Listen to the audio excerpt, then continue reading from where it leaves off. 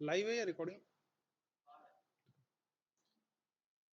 4 जून 2024 भारतीय राजनीति का सबसे ऐतिहासिक दिन। कल 18वीं लोकसभा के इलेक्शन रिजल्ट अनाउंस हुए और ये ऐसे रिजल्ट थे जिसमें सभी पार्टियां खुश हैं।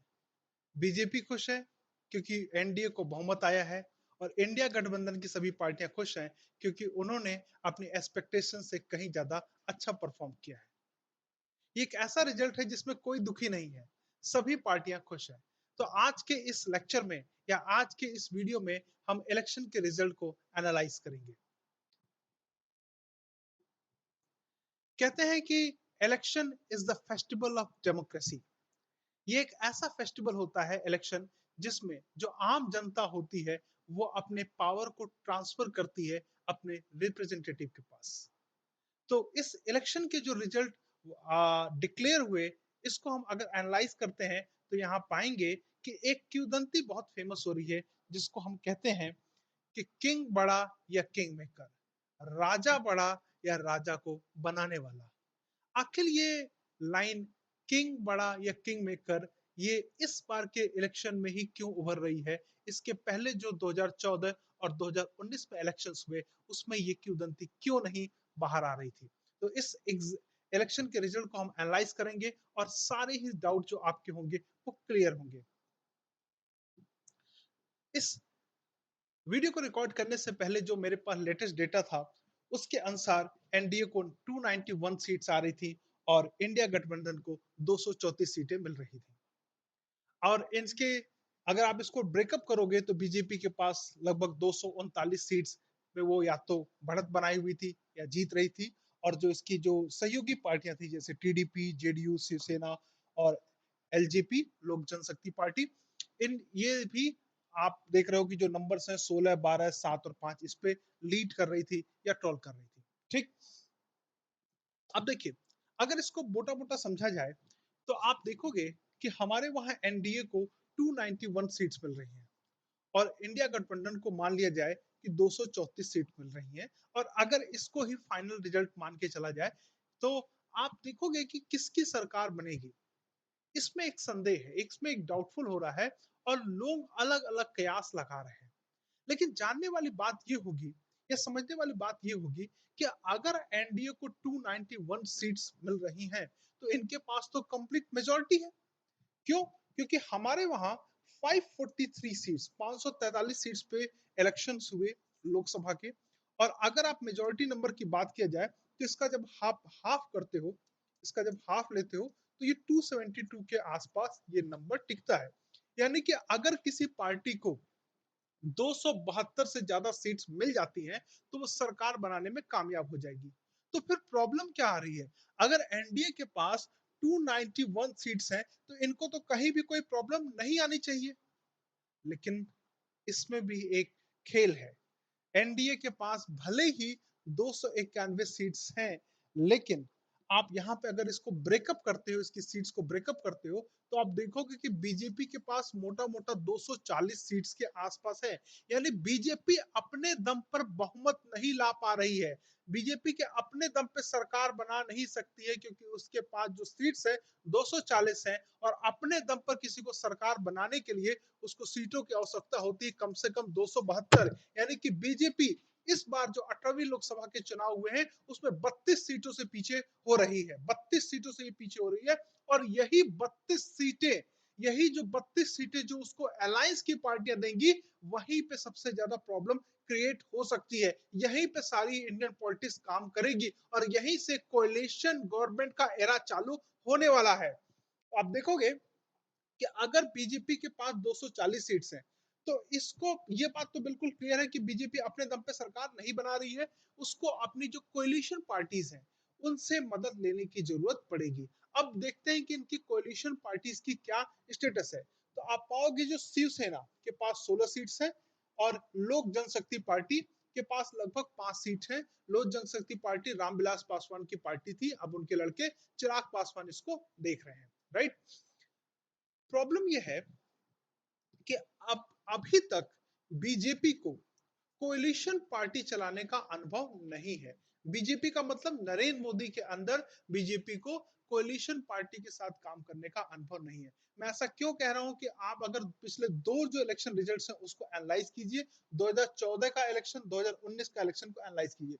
2014 में बीजेपी को 282 सीट्स आई थी, 282 सीट्स आई हुई थी। तो आप देख सकते हैं कि 272 का जो नंबर है इससे ये ज्यादा थी। और जैसे ही बीजेपी को अपने दम पर मेजोरिटी मिलती है, इसको कोalition पार्टी से अलायंस करने की कोई जरूरत नहीं होती।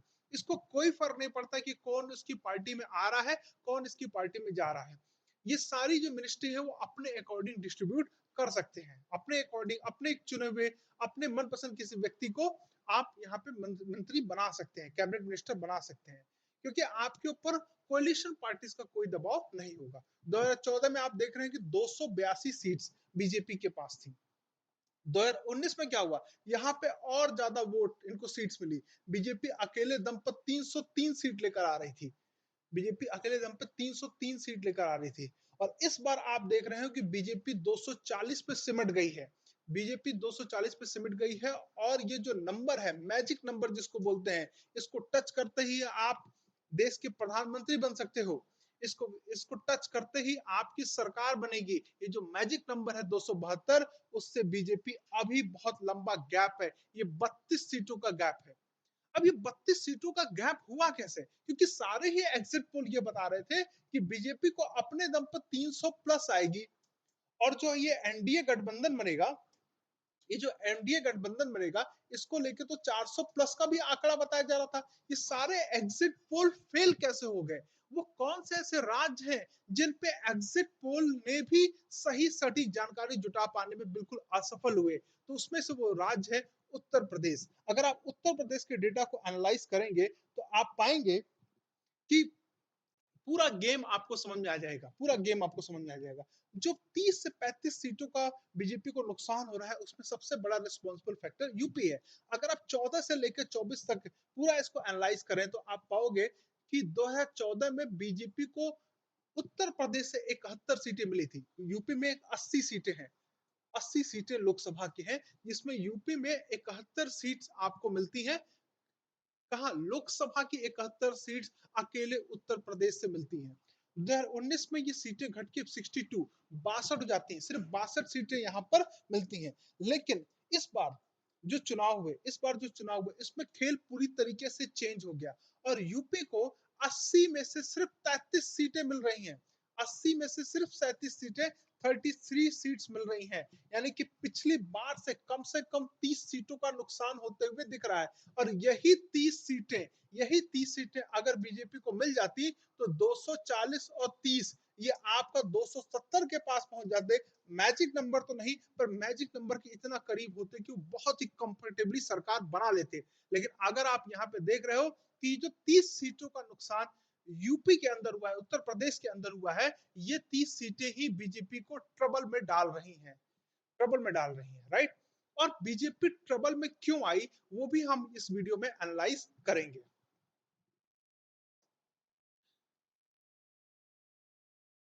आप देखोगे कि जो 30 सीटों का नुकसान हो रहा है, यानी कि बीजेपी को अगर सरकार बनानी है, बीजेपी को अब अगर सरकार बनानी है तो 240 सीटें इनकी अपनी होंगी।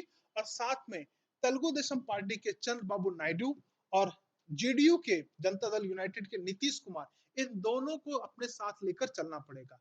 अगर 240 सीटें मोदी जी की यानी कि बीजेपी की और 28 सीटें चंद्रबाबू नायडू, एक के पास 16 सीट है और एक के पास 12 सीट है। चंद्रबाबू नायडू के पास 16 एमपीज हैं और नीतीश कुमार के पास 12 एमपीज हैं, राइट। ये दोनों मिलकर 28 एमपीज लेकर आते हैं। तो ये 240 और ये 240 बीजेपी की और तेलुगु देशम पार्टी और जेडीयू के दोनों ये पार्टी जब मिलेंगी तो 268 सीटें यहाँ पर बन जाएंगी। इसके बाद जो शिवसेना है, लोक जनशक्ति पार्टी है और बाकी जो एक एक सांसद जो वाली जो पार्टीज हैं, ये सब मिलके इनको आराम से यहाँ पर बहुमत इनको क्रिएट हो जाएगा। लेकिन प्रॉब्लम क्या है? प्रॉब्लम ये है कि अभी तक बीजेपी को अपने कोलिशन पार्टनर्स की कभी जरूरत नहीं पड़ी थी। और इनके कोलिशन पार्टनर इस वजह से स्ट्रॉन्ग कभी नहीं हो पाए थे क्योंकि बीजेपी को आराम से खुद के दम पर मेजोरिटी मिल जाती थी। ये पहली बार ऐसा हुआ है पिछले 10 सालों में जब बीजेपी को खुद के दम पे सरकार नहीं बना पा रही है और कोalition पार्टनर्स की जरूरत पड़ेगी। और जब कोalition पार्टनर्स की जरूरत पड़ेगी तो ये कोalition पार्टनर्स भी अपनी वैल्यू को समझेंगे और ये कोalition पार्टनर भी कहीं ना कहीं नेगोशिएशन की स्थिति में आ जाएंगे। आपको पता होना चाहिए कि भारत के संविधान में एक दल बदल कानून है, लेकिन दल बदल कानून प्री पोल अलायंसेस पे लागू नहीं होता। यानी कि इलेक्शन से पहले आपने कोई अलायंस बना रखा है तो उस पर दल बदल कानून बिल्कुल लागू नहीं होगा। दल बदल कानून तभी लागू होगा जब आप सरकार बनाते हो, पोस्ट पोल अलायंसेस, इलेक्शन के बाद कोई अलायंस बनाते हो, तब जाके वहां पे दल बदल कानून लगेगा। यानी कि ये दोनों व्यक्ति, चाहे चंद्रबाबू नायडू हो या जनता दल यूनाइटेड के नीतीश कुमार हो, अगर ये एनडीए के अलायंस को छोड़ना चाहते हैं तो ये पूरी तरीके से फ्री है, पूरी तरीके से फ्री है। इसके उनके ऊपर कोई भी कॉन्स्टिट्यूशनल, बोल सकते हैं कोई भी कॉन्स्टिट्यूशनल एक्ट इनके ऊपर लागू नहीं हो रहा है। यही सबसे बड़ी प्रॉब्लम है। अब इंडिया ने, ऐसा सूत्रों के हवाले से बताया जा रहा है कि जो इंडिया गठबंधन है, राइट, ये जो इंडिया गठबंधन है, इसने ऑलरेडी ऑलरेडी चंद्रबाबू नायडू को डिप्टी प्राइम मिनिस्टर की पोस्ट ऑफर कर दी है, डिप्टी प्राइम मिनिस्टर की पोस्ट ऑफर कर दी है। और आपको एक बात और समझनी होगी कि चंद्रबाबू नायडू और नीतीश कुमार, ये दोनों ही ऑलरेडी चीफ मिनिस्टर्स हैं। चंद्रबाबू नायडू की ऑलरेडी आंध्र प्रदेश में सरकार आ चुकी है और नीतीश कुमार बिहार के मुख्यमंत्री हैं। तो इनको अगर आपको कुछ ऑफर करना है तो कुछ ऐसा ऑफर करना होगा कि जो चीफ मिनिस्टर की पोस्ट से ऊपर हो। अब ऐसी कौन सी पोस्ट हो सकती है कि जो चीफ मिनिस्टर की पोस्ट से भी ऊपर हो केंद्र में? वो कौन सी इक्विवेलेंट पोस्ट हो सकती है? Home ministry, defence ministry. Yes, इस तरह के पोर्टफोलियो आपको या तो देने पड़ेंगे और इनको दे सकते हैं, नरेंद्र मोदी को देने पड़ेंगे इनको, तभी ये लोग कहीं ना कहीं इस अलायंस में रहे हैं। और अगर आप नीतीश कुमार का रिकॉर्ड देखेंगे तो इनको पलटू राम भी कहा जाता है। जी हाँ, क्योंकि ये बार बार अपना पाला बदल लेते हैं और आज तक नीतीश कुमार का रिकॉर्ड है कि वो किसी भी पार्टी के साथ पूरे 5 साल रह के कोalition की सरकार ये नहीं चलाए, बीच में सरकार को ये गिरा देते हैं।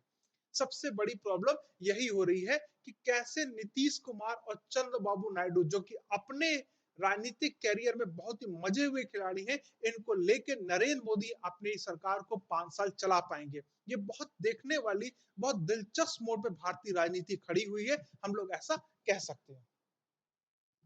अब हम लोग यहाँ एनालाइज करेंगे कि आखिर बीजेपी को ऐसी प्रॉब्लम हुई क्यों कि उनको अपनी कोalition पार्टनर्स की जरूरत पड़ी। क्योंकि पिछले 2014 में, 2019 में, 2014 और 2019 में बीजेपी को बहुत कंफर्टेबली अपने खुद के दम पे मेजोरिटी मिल जाती थी, उनको किसी भी और के साथ कोalition पार्टनर्स बनाने की जरूरत नहीं पड़ती थी। तो इसके कुछ कारण हम लोगों ने एनालाइज किए हैं, मैं इसको आपके सामने शेयर करता हूँ। इसका जो पहला कारण है कि ओवर कॉन्फिडेंस। कहीं ना कहीं आप पूरे इस राजनीति प्रचार में आप देखोगे कि बीजेपी बहुत ज्यादा ओवर कॉन्फिडेंस नजर आ रही थी। जैसे आप देखोगे कि इन्होंने अपना टारगेट रखा था 400 पार, 400 प्लस का इन्होंने अपना टारगेट रखा हुआ था। राम मंदिर का जो इश्यू था, राम मंदिर का इनॉग्रेशन करने के बाद बीजेपी 200% श्योर हो गई थी कि उसको कंफर्टेबल मेजोरिटी आ रही है इस बार 2024 के इलेक्शन में। यह बात मैं इस लॉजिक के साथ कह रहा हूं क्योंकि कोई भी गवर्नमेंट होती है, इलेक्शन से पहले जो बजट आता है उसमें कहीं ना कहीं कुछ ऐसे स्कीम्स को प्रेजेंट करती है जिससे ज्यादा वोट को बटोरा जा सके, लोगों को अपनी तरफ मिलाया जा सके। तो आप देखोगे जो हमारा लास्ट बजट फरवरी में पेश हुआ था वो बहुत ही सिंपल सा बजट था। उसके अंदर कोई बड़ी स्कीम, कोई बड़ी योजना, कोई बड़ी परियोजना लॉन्च नहीं की गई थी, राइट। कोई बड़ी परियोजना यहाँ पे लॉन्च नहीं की गई थी। तो ये बताता है कि बीजेपी बहुत ज्यादा इस बार ओवर कॉन्फिडेंस थी। अगर आप प्रचार भी देखोगे किस प्रकार से प्रचार किया गया, तो आप वहां देखोगे कि बीजेपी का जो तरीका है प्रचार करने का, बहुत ज्यादा स्पीड के साथ और बहुत ज्यादा एग्रेशन के साथ प्रचार करते हैं। लेकिन इस बार जो नंबर ऑफ रैलीज हुई खुद प्रधानमंत्री मोदी के द्वारा, वो पिछली बार से काफी कम थी। ये बताता है कि ये बहुत ज्यादा ओवर कॉन्फिडेंस कहीं ना कहीं इस बार नजर आ रहे थे। इनको लग रहा था कि राम मंदिर का जो मुद्दा है, इसकी वजह से हिंदू वोट बैंक पूरी तरीके से सिक्योर हो गया है और इस बार उनको बहुत ही बम्पर जीत मिलने को देखने को मिल रही है। जैसे कि इस बार जीत हार की शायद बात नहीं हो रही थी, इस बार जीत हार की बात नहीं हो रही थी। बात ये हो रही थी कि कितने बड़े अंतर से जीता जाएगा। जैसे आप देखोगे कि नरेंद्र मोदी की जो कॉन्स्टिट्यूएंसी है बनारस, वहां से ये बात हो रही थी कि क्या प्रधानमंत्री 10 लाख से ज्यादा वोटों से जीत सकते हैं। जबकि आप रिजल्ट देखोगे कि प्रधानमंत्री मोदी खुद 1.5 लाख से ज्यादा वोटों से जीते हैं। 10 लाख के आसपास तो कहीं हमको लोग को दिखाई नहीं दे रहा है। तो ये कहीं ना कहीं आप देखो कि ओवर कॉन्फिडेंस बीजेपी के अंदर नजर आ रहा था, जिसकी वजह से वो ग्राउंड पे क्या चीजें चल रही है वो उसको ओवरलुक कर रही थी। जैसे एक स्कीम थी इनकी अग्निवीर। अग्निवीर अग्निवीर को लेकर बार बार जो अखिलेश यादव और राहुल गांधी है बीजेपी सरकार के ऊपर हमला बोल रहे थे, लेकिन कहीं ना कहीं इस चीज को भी बिल्कुल नजरअंदाज किया जा रहा था कि ये कोई फैक्टर नहीं है, इससे हमारा वोट बैंक कहीं भी मिस आउट नहीं हो रहा है। राइट। तो एक ओवर कॉन्फिडेंस एक बड़ा, मुझे लगता है कि एक फैक्टर है जिसकी वजह से बीजेपी को स्पेशली उत्तर प्रदेश में, हरियाणा में नुकसान हुआ। इसके बाद आप देखते हैं जो दूसरा फैक्टर है वो सबसे बड़ा फैक्टर है उत्तर प्रदेश का फैक्टर। चूंकि राम मंदिर अयोध्या में है, अयोध्या उत्तर प्रदेश के अंदर आता है, तो ऐसा माना जा रहा था कि यूपी के अंदर जो वोट बैंक है बीजेपी का वो पूरी तरह से 100% सिक्योर हो चुका है। लेकिन इस असेसमेंट में ना सिर्फ बीजेपी बल्कि सभी पॉलिटिकल पंडित पूरी तरीके से फेल नजर आए। क्यों फेल नजर आए? अगर आप इसका रिजल्ट देखोगे कि जहां बात की जा रही थी कि 80 में से 70 से ज्यादा सीटें बीजेपी को आएंगी, तो आप देख लो 33-34 सीटों पे कहीं ना कहीं बीजेपी सिमटती नजर आ रही है। तो यूपी में ऐसा क्या हुआ कि बीजेपी का जो राजनीतिक समीकरण था वो मिस आउट कर गया। देखिए हमारे भारतीय राजनीति में कहा जाता है मंडल और कमंडल की पॉलिटिक्स। कमंडल रिप्रेजेंट करता है रिलीजन को, मंडल रिप्रेजेंट करता है कास्ट को। कास्ट और रिलीजन की पॉलिटिक्स चलती है। राइट। अब देखिए यहाँ पे यूपी में एक पार्टी है जिसको बोलते हैं बीएसपी, बसपा, बहुजन समाज पार्टी, जिसकी हेड है मायावती। मायावती और मायावती का जो वोट बैंक है वो है एससी शेड्यूल कास्ट का वोट बैंक है, जो कि लगभग 20% के आसपास आपको यूपी में दिखाई देता है। अब इस बार अगर आप इस चुनाव में ध्यान दोगे तो मायावती ने चुनाव तो लड़ा, लेकिन जिस तरीके से चुनाव लड़ा जाता है उस तरीके से मायावती ने चुनाव नहीं लड़ा। शायद मायावती चुनाव हारने के लिए ही लड़ रही थी। उन्होंने कोई भी बड़ी एक सिंगल ऐसी बड़ी रैली नहीं की जिससे ये लगे कि मायावती अपने पुराने रूप में आके एग्रेशन के साथ चुनाव जीतने के लिए लड़ाई लड़ रही है। तो ये जो 20% वोट शेयर था, 20% वोट शेयर था एससी का, वो कहीं ना कहीं शिफ्ट होना था। अब शिफ्ट होना था तो इसमें बीजेपी कहीं ना कहीं मात खा गई। इसमें बीजेपी मात खा गई। और यहाँ पर ये जो जाति समीकरण था सपा और कांग्रेस का, जहां पे सपा ने कैंडिडेट उतारे वहां पे कांग्रेस ने अपने कैंडिडेट नहीं उतारे, और जहां पे कांग्रेस ने कैंडिडेट उतारे वहां सपा ने अपने कैंडिडेट्स को नहीं उतारा। तो ये जो 20% वोट शेयर था वो कहीं ना कहीं फिसल कर ये सपा और कांग्रेस का जो गठबंधन, इंडिया गठबंधन के पास आ गया। और ये मेजर सेटबैक आपको देखने को मिलेगा यूपी के अंदर। यूपी के अंदर और भी कई सारी चीजें हैं, जैसे कि यहाँ पर सरकारी नौकरी की डिमांड बहुत ज्यादा होती है। पिछले 1-2 सालों में आप देख रहे हो सरकारी नौकरियां बहुत कम होती चली जा रही हैं। और जो पेपर लीक का इशू था, यूपी पुलिस का जो पेपर लीक हुआ, इसके बाद आपको आरओ का पेपर लीक हुआ, इसकी वजह से युवाओं का गुस्सा जो है सरकार की तरफ बढ़ रहा था। खास तौर से जो बेरोजगारी का मुद्दा था, अनएम्प्लॉयमेंट का मुद्दा था। मैंने बताया अग्निवीर, अग्निवीर के का जो बहुत ज्यादा विरोध उत्तर प्रदेश में हुआ था, क्योंकि लोगों को लग रहा था कि आर्मी में भी कॉन्ट्रैक्ट पे जॉब में रखे जा रहे हैं। कॉन्ट्रेक्चुअल जॉब अगर आप देखोगे तो सरकारी नौकरी में बढ़ती चली जा रही थी। और कॉन्ट्रेक्चुअल जॉब को यूपी की जो मतलब मानसिकता है, कॉन्ट्रेक्चुअल जॉब को लोग जॉब नहीं मानते, क्योंकि उसमें जॉब सिक्योरिटी नहीं होती है लोगों की। बहुत सारे लोगों को ऐसा देखा गया कि वो कॉन्ट्रैक्ट पे सरकार के लिए काम कर रहे थे और वो वहां से बाहर कर दिए गए। तो इस कारण से कहीं ना कहीं ये जो गुस्सा था लोगों का, ये एक तरह से बढ़ रहा था, अंदर ही अंदर ये डेवलप कर रहा था। और इस चीज को एसेस करने में, इसको सही तरीके से कैलकुलेट करने में जो बीजेपी का वर्कफोर्स था वो कामयाब नहीं हो पा रहा था। साथ में जो इन्फ्लेशन का मुद्दा था, क्योंकि यूपी में आप देखोगे कि मोस्ट ऑफ द पीपल क्या है, मिडिल क्लास लोग हैं, और जो मिडिल क्लास लोगों को इन्फ्लेशन का जो समस्या तो बहुत ज्यादा प्रॉब्लम क्रिएट कर रहा था। तो ये सारे मुद्दे कहीं ना कहीं स्पेशली जो सबसे पहले मैंने बताया कि जाति समीकरण को भाप नहीं पाई, और साथ में साथ जो इन्फ्लेशन और पॉवर्टी का मुद्दा था, अनएम्प्लॉयमेंट का मुद्दा था, ये सारे मुद्दों ने यूपी में जो जिस तरीके से परफॉर्मेंस की उम्मीद की गई थी बीजेपी के साथ, उस तरह की परफॉर्मेंस ये लोग नहीं दे पाए। जो नेक्स्ट मुद्दा है फार्मर्स का, आप देखोगे कि एमएसपी जो तीन कृषि कानून आए थे, उसको विरोध हो रहा था। सबसे ज्यादा विरोध हो रहा था पंजाब और हरियाणा में। पंजाब और हरियाणा में पंजाब में आप देखोगे 5 सीटों का नुकसान हो रहा है बीजेपी को। और ये क्यों हो रहा है? क्योंकि वहां पे जो फार्मर था, उसके अनरेस्ट को सही तरीके से टैकल नहीं कर पाई बीजेपी गवर्नमेंट, उसके अनरेस्ट को सही तरीके से टैकल नहीं कर पाई। इस इसकी वजह से यही नुकसान आपको वहां पंजाब की सीट में भी दिख रहा है, जहां पे बीजेपी अच्छा परफॉर्म करते हुए आपको नहीं दिख रही है। इसके बाद जो नेक्स्ट पॉइंट है, ऑपरेशन लोटस। कई बार ऐसा देखा गया, कई सरकारों में वेस्टर्न स्टेट जैसे महाराष्ट्र वगैरह में देखा गया कि बीजेपी ने वहां की चुनी हुई सरकार को टॉपल करने का कोशिश किया। तो इस वजह से भी आप देख रहे हो कि ऑपरेशन लोटस चलाए जाने के कारण भी बीजेपी को थोड़ा सा ट्रबल हुआ। वेस्टर्न स्टेट्स में जैसे महाराष्ट्र में, गुजरात में थोड़ी समस्या आपको देखने को यहाँ पर मिलेगी। इसके बाद जो बीजेपी की तरफ से एक लाइन कही गई कि अब की बार 400 पार, यानी 400 सीट्स है। इसका एक तरह से मिस इंटरप्रिटेशन में बोल सकता हूं, या आप बोलोगे कि इसमें जो विपक्षी पार्टियां इंडिया अलायंस है, इसको इसको एक तरह से इन्होंने दूसरा रूप दे दिया। 400 प्लस को ये बोला गया कि इनको 400 प्लस इसलिए चाहिए जिससे कॉन्स्टिट्यूशन में चेंज ला सकते हैं। आपको पता होना चाहिए कि 2/3 बहुमत की जरूरत होती है, स्पेशल मेजोरिटी की जरूरत होती है कॉन्स्टिट्यूशन में चेंज लाने के लिए। तो इंडिया अलायंस ने लोगों के मन में इस तरीके से इसको प्रोजेक्ट किया कि 400 पार का मतलब है कि सरकार, बीजेपी जो गवर्नमेंट आएगी वो कॉन्स्टिट्यूशन को पूरी तरीके से बदल देगी, कॉन्स्टिट्यूशन को चेंज कर देगी। हालांकि हमारे वहां केशवानंद भारती केस के पास देश में बेसिक स्ट्रक्चर का डॉक्ट्राइन है। बेसिक स्ट्रक्चर हमारे कॉन्स्टिट्यूशन में कभी भी बदला नहीं जा सकता, चाहे किसी के पास कितनी भी मेजोरिटी आ जाए। लेकिन ये 400 प्लस जो है, मैं कह सकता हूं कि ये कहीं ना कहीं बीजेपी को शायद बैकफायर कर गया, या 400 प्लस का मतलब समझाने में बीजेपी जनता को कामयाब नहीं हो पाई।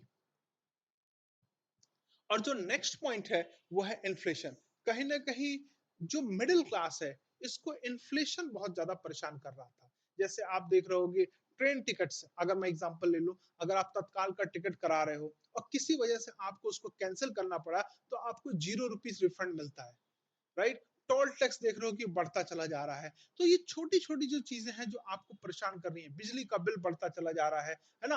तो ये जो छोटी छोटी चीजें थी, जो मिडिल क्लास को थोड़ा परेशान कर रही थी, शायद इससे निजात पाने के लिए ये जो इसका जो एक्युमुलेट होता है, ये गुस्सा एक्युमुलेट हुआ, वो वेट शेयर को घटाने में बीजेपी के कहीं ना कहीं इसका भी मैं बोल सकता हूँ कि इसका हाथ रहा है। तो ये हमारा एनालिसिस था वीडियो का। आपको कैसा लगा हमारे कमेंट बॉक्स में आप जरूर बताइएगा। हमारे साथ बने रहने के लिए आपका बहुत बहुत धन्यवाद।